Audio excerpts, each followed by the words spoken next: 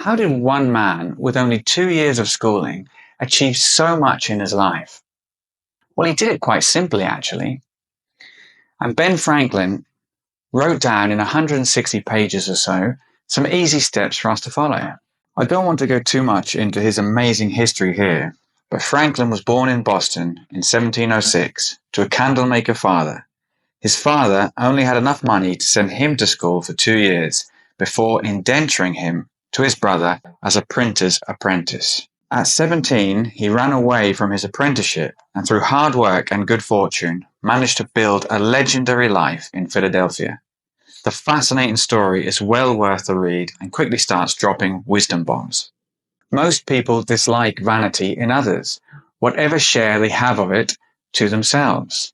But I give it fair quarter wherever I meet with it, being persuaded that it is often productive of good to the possessor and to others that are within his sphere of action, and therefore, in many cases, it would not be altogether absurd if a man were to thank God for his vanity among the other comforts of life.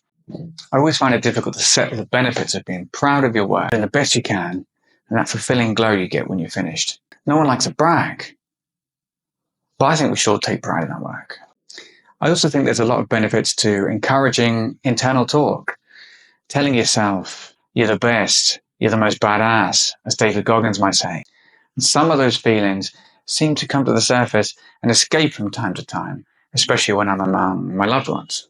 Talking about his father, at the table, he liked to have, as often as he could, some sensible friend or neighbour to converse with, and took care to start some ingenious or useful topic for discourse, which he might tend to improve the minds of his children.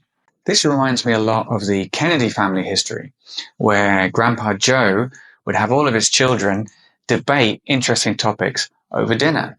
Combined with a lot of reading, that family certainly produced a lot of intelligent, productive citizens. Franklin was also an avid reader from a very young age, and he spends a lot of time talking about his studies. He spent every penny he could save on books. While working in his brother's print shop, Franklin stayed away from the normal diet of beer and a hearty lunch, and instead stuck to water and a light snack, giving him plenty of time to read and study while the others were out. He discovered the Socratic method, which he loved as a youngster, and put it to work. I continued this Socratic method some few years, but gradually left it, retaining only the habit of expressing myself in terms of modest diffidence, never using, when I advanced anything that may possibly be disputed, the words certainly, undoubtedly, or any others that give the air of positiveness to an opinion, but rather say, I can see or apprehend a thing to be so-and-so. It appears to me, or I should think it's so-and-so for such and such reasons, or I imagine it to be so, or it is so, if I am not mistaken. I think we can all agree there's nothing as enticing as an open mind, and nothing as annoying as an intransigent one. If you wish information and improvement from the knowledge of others, and yet at the same time express yourself as firmly fixed in your present opinions, modest, sensible men who do not love disputation will probably leave you undisturbed in the possession of your error. This has now become one of my favourite sayings, leaving someone in the possession of their error. I bet we all have a few people in our lives that are incapable of taking anything in, quite happy in the possession of their errors. Once in Philadelphia, Franklin began working in a print shop for a man named Keimer. He quickly became an invaluable part of the business and gained popularity amongst the townspeople, and especially with the local politicians and governors and educated people. My mind has been much more improved by reading than Keimer's. I suppose it was for that reason my conversation seemed to be more valued. This is exactly how I felt after I started stacking up the audiobooks a few years ago. It became so much easier to talk to a variety of different people. Once he became established in Philadelphia, he set up with a group of 11 friends the Junto Club. The members were artisans and tradesmen who met together every Friday evening to discuss morals and politics and philosophy. Franklin and the Junto Club members played major roles in founding the first lending library, the Union Fire Company, the University of Pennsylvania, the Volunteer Militia, the Pennsylvania Hospital, and many more public projects. The amazing thing was, they weren't gentrified aristocrats. These were working class men, shoemakers and carpenters. I know quite a few chippies that can barely read a tabloid newspaper, let alone discuss philosophy on a Friday night. Imagine if we encouraged activities like these in the young minds of our schools. Franklin was brought up in a religious family, but became an atheist from a very young age, although later in his life he developed his own sense of spirituality. I grew convinced that truth, sincerity, and integrity in dealings between man and man were of the utmost importance to the felicity of life, and I formed written resolutions, which still remain in my journal book, to practice them ever while I lived. Revelation had indeed no weight with me. As such, I entertained an opinion that those certain actions might not be bad because they were forbidden by it, or good because it commanded them, yet probably these actions might be forbidden because they were bad for us, or commanded because they were beneficial to us in their own natures. This makes a lot of sense to me. I think all religions of the world are probably based on a few common sense principles. Schoolboy level things that promote peace and happiness within society. I've also heard many people mention that whether there is a God or not, it's not really important. It is beneficial to act as if there is a God to help you reach your highest moral potential. If you operate under the belief you're always being watched, it's easier to make the right choices. And Franklin was very much focused on making the right choices. I took care not only to be in reality industrious and frugal, but to avoid all appearances to the contrary. I dressed plainly. I was seen at no place of idle diversion. I never went out fishing or shooting. A book, indeed, sometimes debauched me from my work, but that was seldom, snug, and gave no scandal. And to show that I was not above my business, I sometimes brought home the paper I purchased at the stores through the streets in a wheelbarrow. I think this is still very true in our age. If people see you enjoying your hard-earned wealth, but they never see you earning it, it only brings resentment and envy. I've had the experience a few times in my life where people who know nothing about how hard I've been working drop a comment that lets me know they have a chip on their shoulder. Franklin wrote his autobiography with a big gap in the middle while he was called away to be an ambassador in England and France. His earlier writings were read by some of his friends, and one of them wrote a very compelling letter to Franklin urging him to finish them. School and other education constantly proceed upon false principles and show a clumsy apparatus pointed to a false mark.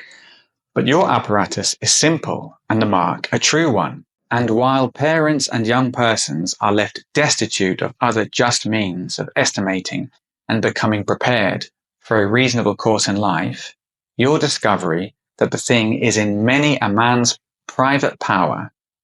But your biography will not merely teach self-education, but the education of a wise man. And the wisest man will receive light and improve his progress by seeing in detail the conduct of another wise man. And why are we commended to be deprived of such help when we see our race has been blundering on in the dark, almost without a guide in this particular, from the farthest trace of time? That's why we're here, my friends. Remember, he only had 2 years of education. He was a self-taught polymath. The clumsy apparatus of our modern schools has certainly blunted and stifled my education. Franklin illustrates an easy-to-follow path towards true self-education, one I think we should all try to emulate. Other than Franklin's role in American history and his scientific discoveries, already enough to secure fame for anyone, he also set out a timeless list of moral habits and objectives. Not only did he write them down, but he took the time to write at length about how he put them into practice, showing us he was just as human and fallible as everybody. demonstrating these characteristics are all the more attainable. The 13 virtues of Benjamin Franklin: temperance, silence, order, resolution, frugality, industry, sincerity, justice, moderation, cleanliness, tranquility, chastity, and humility. I'd like to do a further video focusing on each and every one of these virtues and some of the things he spoke about them. But in the interest of time, let's move on. Now, Franklin clearly states that all 13 virtues are a lot to chew in one bite, so he wisely advises taking them on one by one. He dedicates a week to each virtue, marking down on a piece of paper each time he fails. Then the next week focuses on the following virtue. I'll never forget some wise words I heard from a teacher at university. How do you eat an elephant? You don't just walk up to it and take a big bite. You chop it into pieces. I see that logic in so many human affairs. He also wrote a wonderful little prayer that he would say each morning to help focus and set his goal more clearly. O powerful goodness, bountiful Father, merciful guide, increase in me that wisdom which discovers my truest interest, strengthen my resolutions to perform what wisdom dictates. Accept my kind offices to thy other children as the only return in my power for thy continual favours to me. I especially love we can see how he would divide his day into sections. For a book written in the 1700s, it seems surprisingly similar to a lot of modern self-help books. I would say much simpler, more concise, and effective than some. On paper, the virtues seem very easy, but as we don't pay much attention to them, I'm sure we're all guilty of daily failures. I would say personally, the most difficult virtue would be resolution. I often resolve to do something, but in a moment of weakness, get distracted, procrastinate, or find an excuse not to do it. I'm also guilty of saying yes to things without really thinking them through, trying to please. And this only causes problems later, as my wife will tell you. Learning to say no more often is definitely a skill one needs to practice. Franklin's most difficult virtue was order. My scheme of order gave me the most trouble. This article, therefore, cost me so much painful attention, and my faults in it vexed me so much, and I made so little progress in amendment, and had such frequent relapses, that I was almost ready to give up the attempt, and content myself with a faulty character in that respect. For something that pretended to be reason was every now and then suggesting to me that such extreme nicety as exacted on myself might be the kind of foppery in morals which, if it were known, would make me ridiculous, that a perfect character might be attended with the inconvenience of being envied and hated, and that a benevolent man should allow a few faults in himself to keep his friends in countenance. Something pretending to be reason. Isn't that such an eloquent way of summing up the human condition? Our internal battles with procrastination and anxiety, ever ready to provide 1,000 so-called reasons not to do something that we wish to. My list of virtues contained at first but 12. But a Quaker friend having kindly informed me that I was generally thought proud, that my pride showed itself frequently in conversation, but I was not content with being in the right when discussing any point, but was overbearing and rather insolent, of which he convinced me by mentioning several instances. I determined endeavouring to cure myself, if I could, of this vice or folly among the rest, and added humility to my list, giving an extensive meaning to the word. This section almost seemed too good to be true. What an example of being able to take criticism, learn from it, and rise above it. What a virtue to be celebrated and emulated. I can hardly handle 30 seconds of my missus dancing over my mistakes, let alone a Quaker giving me several examples of them. I cannot boast much success in acquiring the reality of this virtue, humility, but I had a good deal with regard to the appearance of it. I made it a rule to forbear all direct contradiction to the sentiments of others, and all positive assertion of my own. I denied myself the pleasure of contradicting him abruptly, and of showing immediately some absurdity in his proposition. And in answering, I began by observing that in certain cases or circumstances, his opinion would be right. But in the present case, there appeared or seemed to me some difference. Franklin wisely proposes that you should fake it until you make it, and delay immediate gratification for long-term goals. Denying ourselves the pleasure of abruptly interrupting somebody who's wrong, Franklin demonstrates can bear many fruits. I soon found the advantage of this change in my manner. The conversations I engaged in went on more pleasantly. The modest way in which I proposed my opinions procured them a readier reception and less contradiction. I had less mortification when I was found to be in the wrong, and I more easily prevailed with others to give up their mistakes and join with me when I happened to be in the right. This section of the book was the hardest to write the script for because I literally wanted to copy and paste entire pages. Franklin's writing was so interesting, entertaining, witty. I know I'll be coming back to this book. In reality, there is perhaps no one of our natural passions so hard to subdue as pride. Disguise it, struggle with it, beat it down, stifle it, mortify it as much as one pleases. It is still alive and will every now and then peep out and show itself. You will see it, perhaps often, in this history. For even if I could conceive that I had completely overcome it, I should probably be proud of my humility. Franklin had an amazing life, and you can see again and again he put so much effort into his projects for public good. He invented a more efficient street lamp, a fuel-saving stove, and even bifocal reading glasses.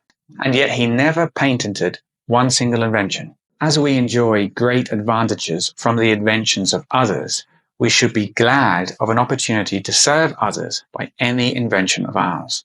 And this we should do freely and generously. I think he's completely right. We all stand on the shoulders of giants.